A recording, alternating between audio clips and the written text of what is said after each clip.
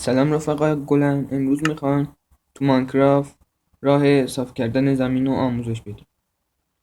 اول یه دونه مپ میسازیم،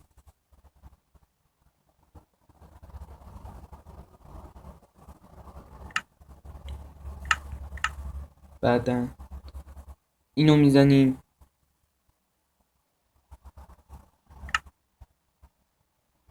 فلت رو میزنیم، بعدا 3 تا موب هست، همه موبا رو میزنیم، غیر فعال میکن.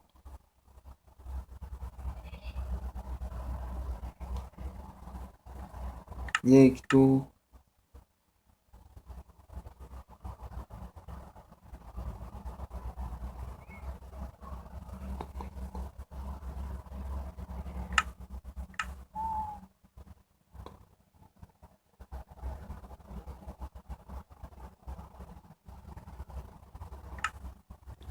خب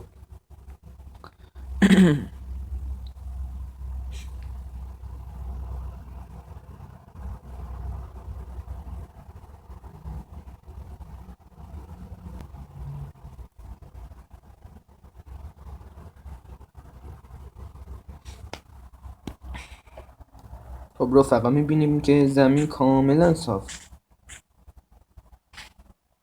سر تا سر اینجا بگردید یه موجود زنده وجود نداره. البته خودمون میتونیم ما بزنیم، ولی خودش به صورت طبیعی نیست، نه درخت نه موجود زنده نه چیزی که طبیعت باشه.